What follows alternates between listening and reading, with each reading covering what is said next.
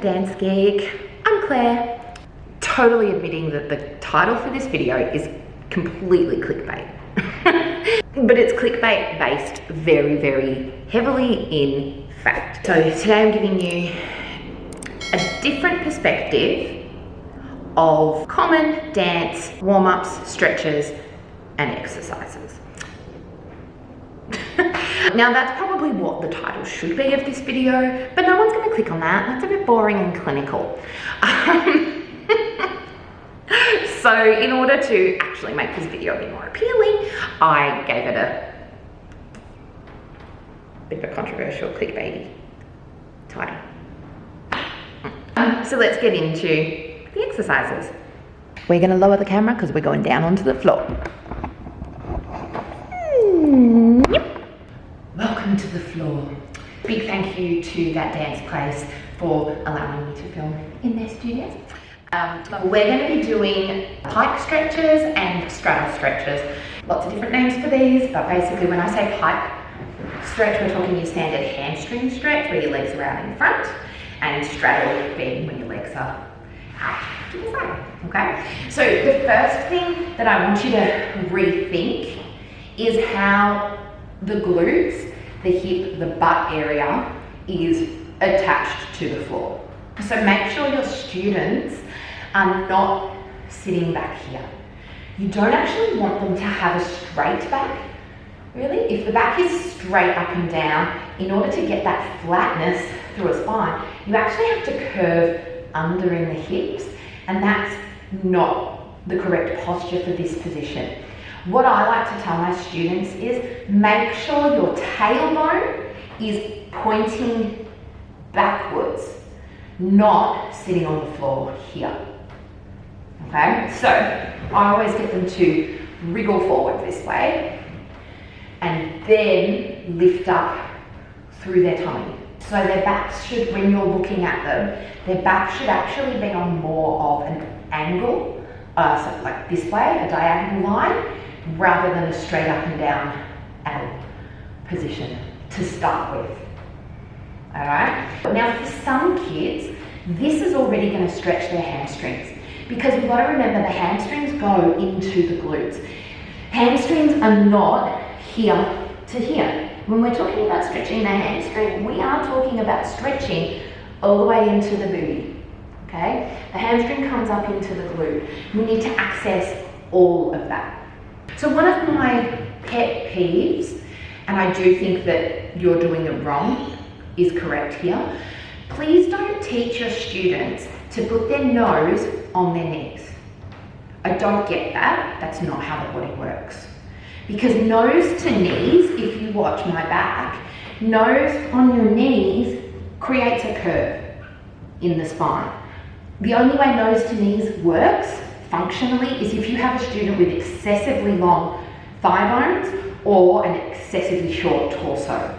And even then, you want to create length in the stretches, and again, remembering that length has to go into the butt, basically, because that's where the hamstrings go. So what I teach my students is aim your nose to your shins and aim your tailbone out behind you. By focusing on the extremities of the stretch, of the muscle, so that focus muscle here is the hamstring. By focusing on the extremities of that muscle, you're actually getting your students a better stretch. All right, so the simple language here, rather than just getting them to go nose on your knees that way, the language you use is still just as simple so that they can understand it. Get them to go nose onto your shin bones this way, which forces them to have to reach forward. So they're already lengthening their back, okay? So that's your easiest one, your easiest terminology with that, or instruction, with that stretch. Nose to your shins. The next one I want you to add to that is tail poking out. All right, we spend so much time as dance teachers getting them to tuck their tails under, and it's actually causing a lot of hip injuries in kids because they're just squeezing everything underneath. In a stretch like this, get them to find their tailbone and point their tailbone all the way back to the back wall. All right, and at the same time, nose to your shins. all right? Which means you then get a stretch that goes from here, tailbone is here, and nose. Everything in between is the spine, which is gonna lengthen. It is so hard to get your tailbone, to think about tailbone going out and nose coming forward and still collapse. It's so hard to do. So by getting them to focus on the extremities here, you get a much longer, deeper, straighter stretch. This one is great to release and stretch the muscles the other way. So having a tail out, nose out, and curve is really good for the back. Really good for the back.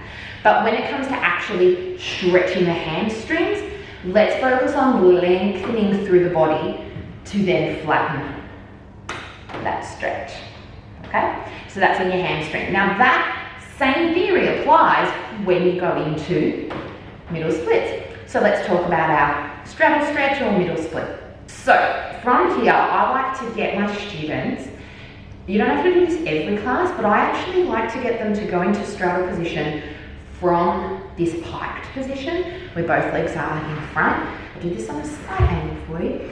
And then I get them to reach forward a little bit and feel like as their legs are opening out, their belly and chest are pulling forward rather than letting them get into this position like this, yeah, which is what most of them will do, and push that way. What that's doing is creating an uneven position because they're going to stretch into their more flexible leg. I'm a lefty, so I'm pushing into my left leg to get into that position. And then what happened was, as soon as I went from here to here, this leg came in, my right leg, because it's not as flexible. We really want to get the students to have an even stretch through the groin into the adductors from the hips. You want an even opening of the legs. So get them to sit high on the sit bones, reach forward. If they can reach their feet, great. If they can't, it's all good. Reach forward inside the legs, and as they open their legs out, they're going to pull their diaphragm forward to here. And this is where you want them to sit. Again, in this position, the back should be in a more of a diagonal line this way. Okay? Now, an exercise I like to give students to help with this position is I get them to put their hands just below their knees and use this part of their hand to keep the knees back so that they're not rolling this way. And I get them to sit up this way, curve, up, curve, up, curve, up, curve. And that movement is mostly happening in the pelvis, okay? You need your students to have some level of mobility in this position. This helps with any kind of turnout, to actually let those hips be mobile rather than going and holding it there. We don't want the turnout muscles in the hips to be static. They need to be strong, but they need to be mobile. So sitting in this position, holding those knees back, and they're going to rock forward on their sit bones, then tuck the tail away. So again, we're focusing on that tailbone, okay? And tailbone back, tailbone under, tailbone back, tailbone under. You can't see it as clearly when I demonstrate it because I've got a lot of extra padding around this area, which I'm not ashamed of and I'm not going to apologise for. But when you see kids doing it, it becomes more like that pelvic tilt movement of Pilates, where we talk about the bowl, sort of, in the pelvic floor. But do make sure that they've got their hands on their legs here, keeping the knees back. At least knees up to the roof, but I prefer them to be back and really turned out as they're rotating that. If they don't have their hands there, they're going to tend to get a bit like the legs will move and rotate, and we don't want that. In order, this is one that helps to keep the legs turned out, is aim the little toe to the floor. Aim your little toe to the floor, okay? Make sure they know though, it doesn't have to hit the floor. They're just aiming the little toe to the floor, okay? If you can, particularly with younger students, if you can think of them having one part of their body to focus on, that's a really distinct part of their body. So what I mean by that is the outsides of your knees to the floor, turn out, rotate. That's a little bit hard for them to understand, because when you look at your knee, it's like, well, is it this outside or this outside? Like, well, no, I mean, that's the inside. It gets confusing. But the little toe, that's it. There's only one little toe. Putting the little toe on the floor, the easiest way to do that is to turn out the leg. And that's what we want. We want these legs to be turned out. So if you're saying to them, sitting up high, little toe to the floor, then they're going to be here. Or they're going to aim for here. The next thing I want you to think about in your straddle stretches with your students, okay, once they're in this lovely high position, we want them sitting up high from here, is don't just do stretch over. Okay, again, we want to make sure that their torso is lifted up. So doing port bras exercises in this position, fantastic, fantastic. For jazz and lyrical, just doing arm workouts in this position is fantastic. So you want them to sit, you know that rocking position, sitting up in the highest position where their tailbone is pointing to the person behind them or the wall behind them. Tailbones back, belly button is going in towards the spine, and we're just doing some arm movements in this position. Boom, boom, boom, boom. Whatever kind of arm work you want to do. In jazz, you can go old school and do your reaches up this way, or we can just do boom, boom, boom, boom, boom, this sort of thing, yeah? And then you gradually move into using the upper body in the straddle position. What that's doing is it's actually strengthening that turned out rotated position as well as stretching it. These are really good to do at the start of class because you don't want to be overstretching at the start of class. Start of class warm-ups, we no longer do excessively long held stretches. Okay, it's just not a thing. It creates weakness in the body. We need to create strength at the start of class. Now, moving into your standard stretches in this position. I still do I still do that with my students. But what I've added into it is reach through the rib cage and out. Reach and out. Reach and out. Out and past. Out and past. Out and past. Little toes to the floor. Little toes to the floor. Little toes to the floor. Little toes to the floor. Then you're going to get them to build on that. We're going to reach out and past. Hold the foot. Okay, they're aiming to hold the foot. Okay. Again, with this, I don't believe you should be telling them ever in these. When the aim is to stretch out, I don't think we should ever be asking them to put any kind of their face or nose, ears, whatever, on their knees. It collapses things too much. So get them to think about putting their nose, if they're facing the leg, nose on your shin, little toe over here on the floor. We turn and look at it, nose to the shin, little toe over here on the floor, because that leg's going to turn in. Okay, little toe behind you on the floor, nose towards your shin. Okay, and if you're doing that with arms, reach the hands past the toes, nose to the shin, other side, little toe on the floor. Another level you can add to this stretches, or another change you can make to this set of stretches, is to get them to do these stretches with the hands off the leg and the hands on the leg. This is going to create strength in the position. That's what we need. The second your hands touch your legs or the floor, most of the time your students are going to relax their core and even the muscles high in the legs. They're going to relax them. They'll still be stretching, so this is like a nice comfortable stretch. Yeah, and it's still stretching through the legs, but we want to create strength in our stretches. A strong stretch, a stretch with strength, is a safe stretch. It's also a more usable stretch. So get them to do these stretches. Reach out past the toes. Reach the arms up. 2, 3, 4, and down. 2, 3, 4. Hands off. Hands down. Okay? So that you're creating strength at the same time as doing the stretching of the muscles. This is especially important when you're stretching forward in this middle split stretch. Okay? This one is pretty much only stretching. Any of the strength required to hold this position is being supported in the floor for me and for everyone. Okay? So in order to get them to create strength as well as the stretch, I've said that a million times now for a good reason. Strength and stretch. Strength and stretch. You can do them at the same time. Get them to do the stretch with their hands off the ground.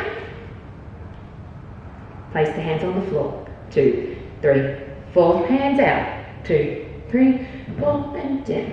2, 3, 4, and out. Okay? So that you're getting both the stretching and the strengthening at the same time. You're then creating safer and more functional, as in more usable stretches. So there's 2 stretches, just two very common stretches, different ways of doing it. So again, I apologize for the clickbaitiness of the title. You're not teaching it wrong. It's not wrong to say nose to knees. All right? This is just a different way of approaching it that I feel in my experience gets better results and will also create a safer, more usable stretch and more usable results. Thank you so much for watching. Please share this video. I'm a big believer that we should share information, so share it with other teachers, share it with your students. Tell them if you want, if you're like, yeah, if this really resonates with you, then tell your students, put it on your Facebook pages or your school pages and go, we're going to take a slightly different approach this year. Give them this video to watch. Helps me out. I am so close to the 1,000 subscriber mark, it's just killing me. So please feel free to share. Hit the subscribe button. If you don't really like notifications popping up, then don't worry about hitting the bell. Okay? But the subscribe button, hitting that really helps me out. Hitting the like button also helps me out. Give it a thumbs up.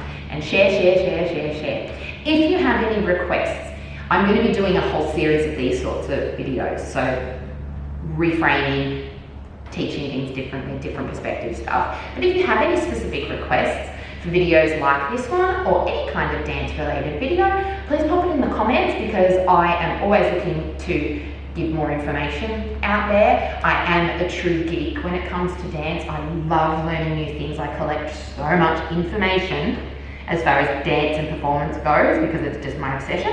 So I'd love to share that with you. If you want any new videos specifically created for you, let me know and I'll do it for you. Thanks for watching, guys, and I'll see you in the next video. Bye!